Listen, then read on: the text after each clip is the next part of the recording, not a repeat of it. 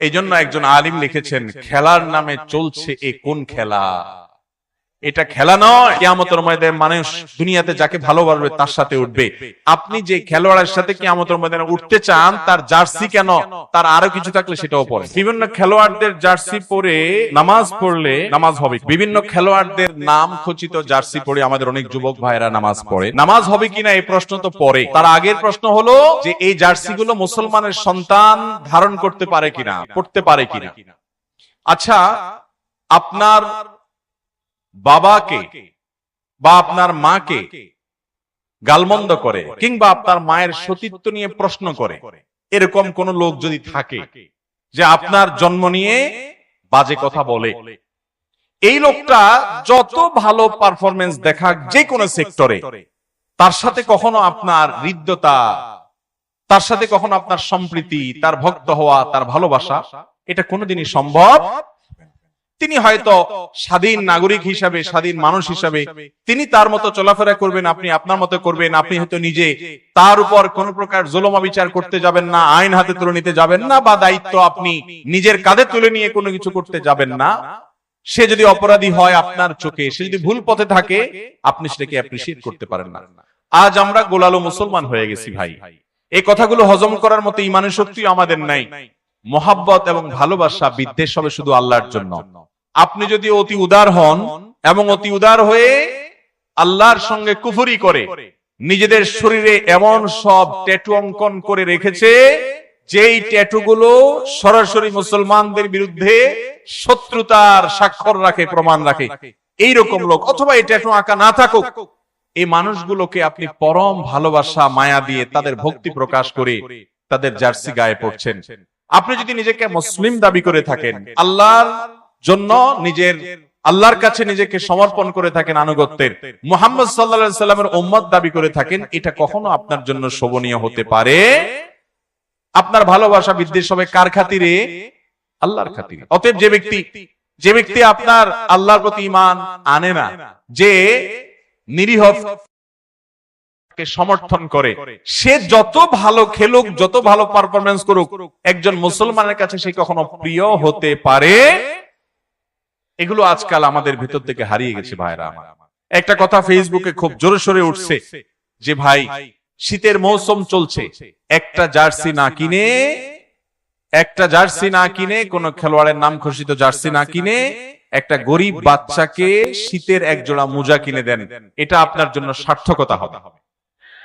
ওই জার্সি পরে যে স্বাদ তো পাচ্ছেন, আপনি ভালোবাসেন একটা লোককে, তার জার্সি পরছেন, এই ভালোবাসার কারণে যে তৃপ্তি পাচ্ছেন, আমি আল্লাহর শপথ করে বলছি, একটা গরিব ফ্যামিলি বস্তিতে আপনার আশেপাশে কোনো বাচ্চা শীতের মধ্যে হাঁটছে, পায়ে মোজা নাই, এক জোড়া মোজা কিনে নিয়ে ওরে পরায় দেন, ওর মা বাবার কাছে দিয়ে দেন, আল্লাহর কসম আপনার তৃপ্তি, আপনার ভালো লাগাটা ওই জার্সি পরার চাইতে অনেক বেশি হবে।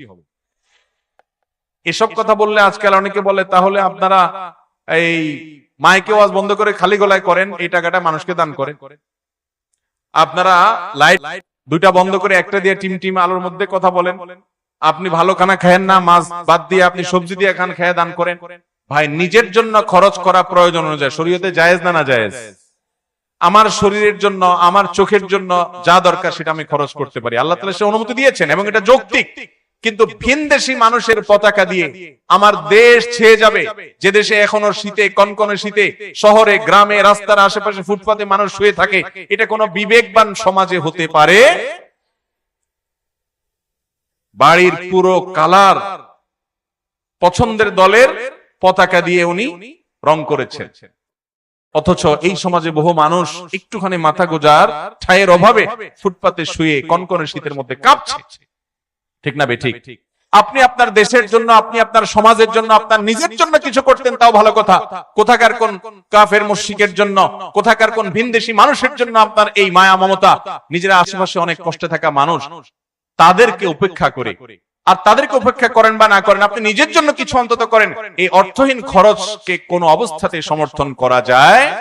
দুঃখজনক যে আমাদের মিডিয়াগুলো এটাকে খুব অ্যাপ্রিসিয়েট করে, এটাকে ইতিবাচক ভাবে প্রকাশ করে, অমুকে তার ঘরকে অমুক দলের পতাকা দিয়ে সাজিয়েছে। ভাইরা আমার, এটা কখনো কোন বিবেকবান মানুষের কাজ হতে পারে? আপনি শৌখিনতা করেন শরিয়ার গণ্ডির মধ্যে থেকে, অপচয় অপব্যয় করেন না। শরীয়ত যতটুকু করার সুযোগ দিয়েছে তার মধ্যে থেকে আপনি করেন। আপনি একটা ভালো গাড়ি কিনেছেন, আপনি একটা ভালো জামা কিনেছেন, পছন্দের করেন, এগুলো শরীয়তে নাজায়েজ নয়। কিন্তু এই অর্থহীন কাজ, যেটা আপনার নিজের কোনো উপকার আসে না, নিছকই আল্লাহর প্রতি বিদ্রোহকারী, আল্লাহর প্রতি অস্বীকৃতি জানানো মানুষগুলোকে আপনি অ্যাপ্রিসিয়েট করছেন, তাদেরকে ভালোবাসা প্রকাশ করছেন, এটা আপনার ঈমানের সঙ্গে সঙ্গতিপূর্ণ নয়। মনে রাখবেন, আল মারউ মা মান আহাব, কিয়ামতের ময়দানে মানুষ দুনিয়াতে যাকে ভালোবাসবে তার সাথে উঠবে। আপনি যে খেলোয়াড়ের সাথে কিয়ামতের ময়দানে উঠতে চান, তার জার্সি কেন, তার আরো কিছু থাকলে সেটাও পরেন। আপনি কিয়ামতের ময়দানে কার সাথে উঠতে চান? মুহাম্মদ সাল্লাল্লাহু আলাইহি সাল্লামের সাথে না এদের সাথে? তো মুহাম্মদ সাল্লাল্লাহু আলাইহি সাল্লামের কয়জন সাহাবীর নামে নিজের ছেলের নামকরণ করেছেন? কয়জন সাহাবীর নামে নিজের পরিবারের সদস্যদের নাম করেছেন? কয়জন সাহাবীর নাম, ইতিহাস, তাদের বিষয়ে জানেন, তাদের জীবন আদর্শ শিখেছেন? আপনি খেলোয়াড়দের আদ্যপান্ত জানেন, সবকিছু জানেন। জীবনে যতবার তাদেরকে দেখেছেন, ততবার কোরআন খুলেছেন কিনা সন্দেহ। কিয়ামতের ময়দানে এদের সাথে যদি আপনার হাসর হয়, এদের সাথে যদি আপনি উঠেন, তাহলে পরিস্থিতি কি হবে? যে আল্লাহর প্রতি ঈমান আনয়ন করে না। আল্লাহ তাআলা আমাদেরকে বুঝার তৌফিক দান করুন। ভাইরা আমার, এই জন্য একজন আলিম লিখেছেন, খেলার নামে চলছে এ কোন খেলা? এটা খেলা নয়। ভাইরা আমার, এই সমস্ত বিশ্ব মোড়লদের বাণিজ্যের কাঁচা মাল হলো আপনার আমার আবেগ। আমাদের আবেগ হলো তাদের বাণিজ্যের কাঁচা মাল। দিন শেষে তাদের মিলিয়ন, বিলিয়ন, ট্রিলিয়ন বিজনেস হবে। খেলোয়াড় জিতলেও টাকা পাবে, হারলেও টাকা পাবে। আপনি জিতার পরে চিল্লা উঠলেন, কিছুই পান নাই, কাইন্দা দিলেন, তাও আপনার আসলে কোনো ক্ষতি হয় নাই। কাইন্দা নিজে কষ্ট পাইছেন, খেলোয়াড় ঠিকই কিছু না কিছু পয়সা পাইছে। স্পন্সর করা কোম্পানিগুলোর বিজনেস হয়েছে এবং সবার বিজনেস হয়েছে। এটারে বলে কলুর বলদ। এটারে বলে কি ভাই? কলুর বলদের গল্প শুনছেন আপনারা? কলু হলো এক ব্যক্তির নাম, তার একটা বলদ আছে। এই বলদ এটারে দিয়া ঘানি টানে, ঘানি। তো ঘানি টানানোর জন্য ওর চোখ বেঁধে ফেলে ওকে তাড়া দিলে ও মনে করে যে আমি এই গোয়ালঘর থেকে বের হয়ে মুক্ত ময়দানে গিয়ে স্বাধীন হয়ে যাচ্ছি আমি বোধহয়। এই জন্য সে দৌড়াইতে থাকে।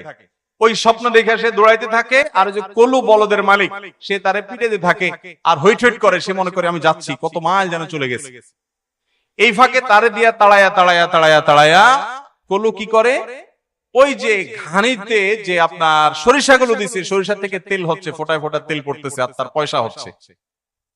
এই বলদের কাজ করানো শেষ, ঘানির সকল সরিষা ভাঙা শেষ। দিন শেষে দেখা যায় অনেকগুলো তেল হয়, বিক্রি করে কলমিয়া পয়সা পকেটে নিয়ে হাসতে হাসতে বাড়ি চলে যায়। আর বলদের চোখটা খুলে দিলে বলদ দেখে, কই যে জায়গায় ছিলাম ওখানে তো দাঁড়ায় আছে। তাহলে ঘানি টানলো বলদে, আর সরিষা বেচে টাকা পাইছে কে? কলু। যারা মোবাইলে গেম খেলেন, হ্যাঁ, আজকাল অনেক গেমস বাইরে হয়েছে না, আপনি খেলতেছেন, ওই অ্যাপ আলা বসে টাকা পাচ্ছে। আপনি এঙ্গেজ হচ্ছেন, সে টাকা পাচ্ছে। আপনি খেলা দেখে চিল্লা উঠছেন, ওই বিশ্ব বাণিজ্যের মোড়লদের তাদের বিজনেস হচ্ছে দিন শেষে crore crore, billion billion, trillion trillion টাকার বিজনেস হচ্ছে। আর আপনি লাভ হচ্ছেন হুদাই। নিজের খায়া যায় চিল্লালেন, আবার বাসায় আসেন, কি লাভ হলো? আপনি নিজে একটু দৌড়াদৌড়ি করে খেলান, জুয়া এবং হারাম বিষয় ছাড়া নিজের শারীরিক কসরতের জন্য ফুটবল খেলেন, সতর ঢেকে সুন্দর করে শরিয়া মেনে, আপনার শরীরের ব্যায়াম হবে। আপনার উদ্দেশ্য যদি ভালো হয়, সওয়াবও হতে পারে, এটা আপনার জন্য জায়েজ। আপনি ওই দোকানে বসে বসে ভূতের মতো তাকায় রইছেন, গোল দিল আর চিল্লা উঠলেন। কি জন্য চিল্লা উঠলেন? দুনিয়াতে 10 জন না খাওয়া মানুষ খানা পেয়ে গেছে সেজন্য? 10 জন কষ্টে থাকা মানুষের কষ্ট দূর হয়েছে সেজন্য? কেন চিৎকার করছেন আপনি নিজেও জানেন না। আল্লাহ তাআলা আমাদের বিবেকগুলো যেন জাগ্রত হয়, সেই তৌফিক দান করুন। এভাবে মুসলমানদের ঈমানি চেতনা আস্তে আস্তে ভোতা করে দেওয়া হয়। ঈমানি চেতনা হারিয়ে যা ভাইরা আমার, ভেদাভেদ, আমাদের হিতাহিত জ্ঞান আর থাকে না। আল্লাহ আমাদেরকে বুঝার তৌফিক দান করুন। কিয়ামতের আগে ভাই অনেক ফিতনা আসবে দুনিয়াতে। ফিতনার কি দেখেছি আমরা? আমাদের সন্তানরা, পরের জেনারেশন আরো ভয়াবহ ফিতনার মুখোমুখি হবে। এইসব কথা এখন আর চলে না মার্কেটে।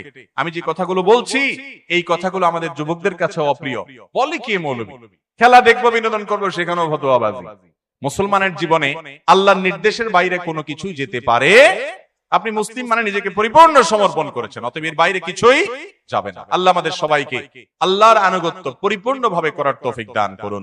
সফল ইমানদারদের বৈশিষ্ট্য আল্লাহ তাআলা বলতে গিয়ে 18 নম্বর পারার প্রথম সূরা মুমিনুনের ভিতরে কয়েকটা বৈশিষ্ট্য বলেছেন। এই গুণগুলো যাদের মধ্যে থাকবে এরা শুধু জান্নাতের মালিক হবে না, আল্লাহ তাআলা দলিল দিয়ে দিচ্ছেন, উলাইকা হুমুল ওয়ারিসুন আল্লাযীনা ইয়ারিসুনাল ফিরদাউসা হুম ফিহা খালিদুন। এই গুণের মানুষগুলো জান্নাতুল ফিরদাউসের মালিক হবে, আল্লাহ দলিল দিচ্ছেন, এবং জান্নাতুল ফেরদাউস তাদের হবে আল্লাহ জানিয়ে দিচ্ছেন।